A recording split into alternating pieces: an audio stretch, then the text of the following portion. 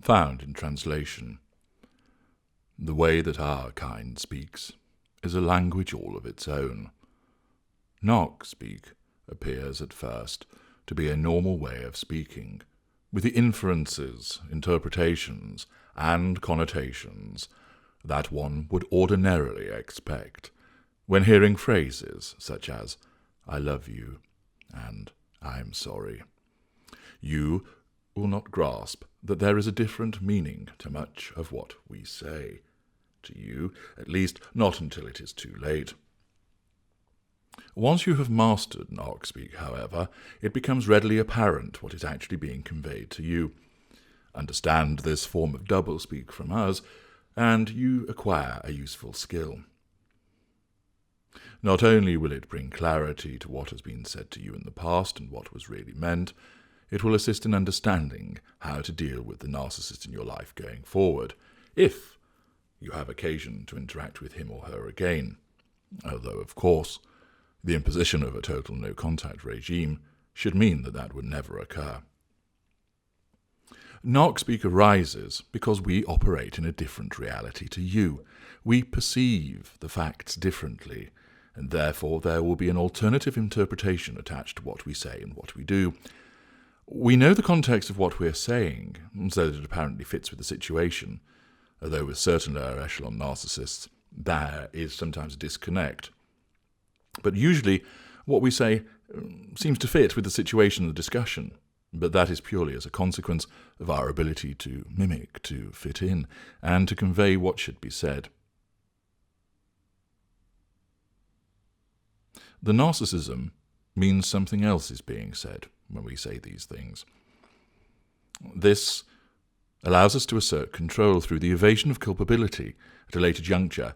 If you try to tell us that we said something, we may operate the first line of the twin lines of the narcissistic defense by stating that we deny that we say it. Or, if we do admit it, our admission is only ever in the context of what we intended it to mean at the time.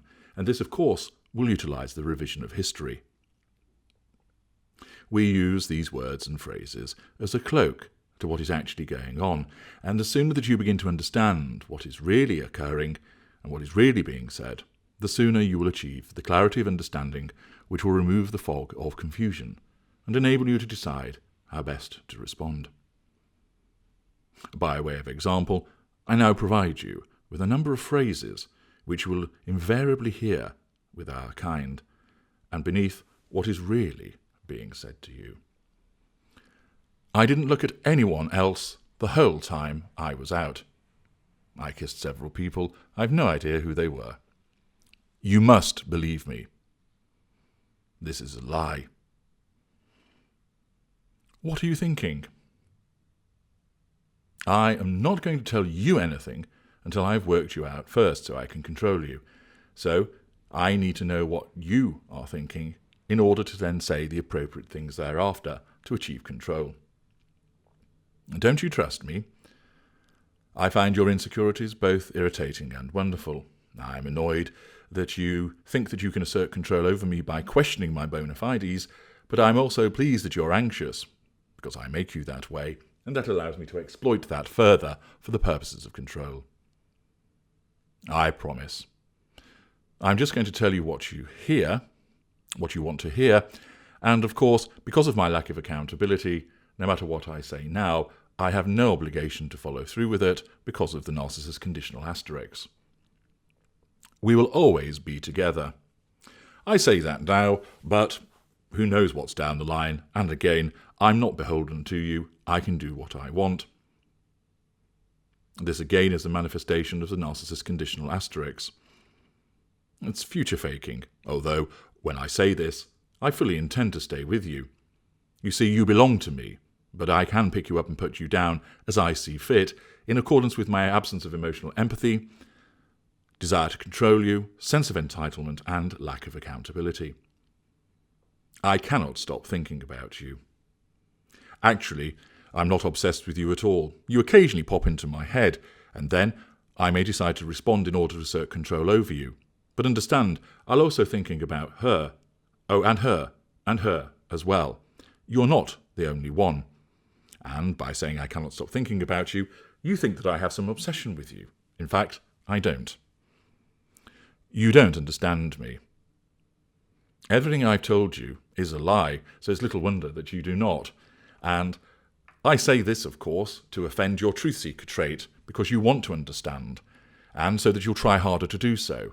The fact is, unless you access the work of H.G. Tudor, you will not understand me.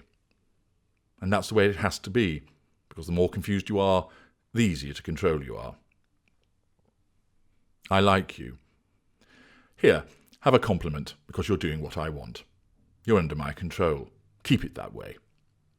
I need some time to myself.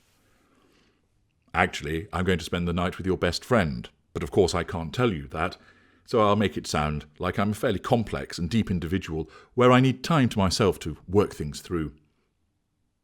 We are just friends. We have slept together, and we will again. And, of course, I cannot admit that to you, so I have to disguise it as friendship. I'm just so confused. I'm not, but this is a pity play. I actually want someone else now, but if you think that I'm confused, this will give you hope, which of course is a false mistress, but it will give you hope that somehow you can remove the confusion, in accordance with your empathic trait of desire to heal and fix. We have nothing in common. This is a devaluing comment. Of course, I made it seem as though we had everything in common, but it was all false. None of it was genuine because I was mirroring you, and that is what I have to do in order to control you. So the fact is, we never had anything in common. I just made it look that way. You will always be special to me, no matter what happens. You aren't special at all. Of course, I think that you are when I'm idealizing you, but you're just like all the rest. Of course, again, I say this to future-fake you, in order to assert control over you. The desire to control you is always there, and the residual benefits of fuel, character traits, are ones which I will keep coming back for. It was nothing serious. You, of course, think that it's entirely serious, but I don't, because I cannot be held to account, and I have a sense of entitlement to do what I want, in order to ensure that I am the one that asserts control. And it was not serious to me, but you will certainly regard it as serious. I didn't do it. Of course I did. I'd like to see you again. I think you're coming under my control, and I perceive that you will be very good for the satisfaction of the prime aims. You have more fuel, character traits, and residual benefits to give me, and therefore I need to control you, so I need to see you again. Let's stay friends. This is actually utterly pointless. However, I say this, again to give you hope, to create the impression that I'm a decent person. But I also am doing this to establish a basis that seems credible to you, to enable me to return and hug you once again. I don't really remember. I know only too well, but my narcissism only allows me to know certain facts at certain times, and therefore, on this occasion, it won't let me remember, so I'm not going to admit it. That enables me then to escape accountability. I am broken. I don't actually think that I am, but this is said by my narcissism because it sounds good, and because of the desperation that is being experienced at the risk of you departing, I'm going to throw this as a pity play, hoping to appeal to your compassion and your desire to fix and heal, so that I keep hold of you. She meant nothing to me. She did not, but yet she did, because she satisfied the prime aims, and in her meaning that to me, you meant nothing to me, because I trampled all over our relationship. Of course, I have to say that she meant nothing to me in order to try and keep you under control.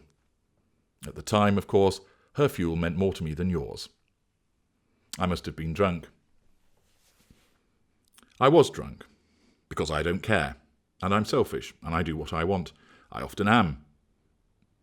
However, I will evade accountability and blame shift by saying that it was the drunkenness, not me, that caused the problem. I am just speaking my mind. I am entitled, and you'd better, well, listen to me. I'm not starting an argument here. Of course I am. I need to assert control over you, and you must be controlled. But I'm going to suggest that you're the argumentative one through this projection and blame shifting. I wish I knew what to say to make you feel better. Sounds good. Sounds like I care. I don't. I actually haven't got a clue. And I don't even care, because I have no emotional empathy. I will change. You're a fool if you think that. I want to be a better person. You're a bigger fool than I first thought. You always make it all about you. But of course, it should all be about me. I've no idea who she is. I've slept with her at least half a dozen times. Of course, I can't admit that to you, because that would threaten my control over you. So, with no emotional empathy for either of you, I slept with her despite being in a relationship with you, and now I claim that I've no idea who she is. I don't recognise that number. I do. Why is she calling me when I told her not to? I'm not with anybody. Of course, I'm not. I'm not attached to anybody. I attach people to me, but for the purposes of ensnaring you, I'm not going to admit that I'm with anybody, so that doesn't stand in the way of my ensnarement of you. It is all rather complicated. I'll make it sound deep and mysterious and complex. It's not. It's just all bullshit designed to confuse you. I didn't mean for that to happen. Of course I did. My narcissism did so. You made me do it. I can never accept responsibility, because if I do, that threatens my control. You don't have to if you don't want to. Goodbye. I don't know who I am sometimes. Ooh, that sounds deep. She will love that. I love you. I expect you to do what I want all of the time. And this is done to control you. I actually love your fuel, but I have no concept of what love really is, because I have no emotional empathy.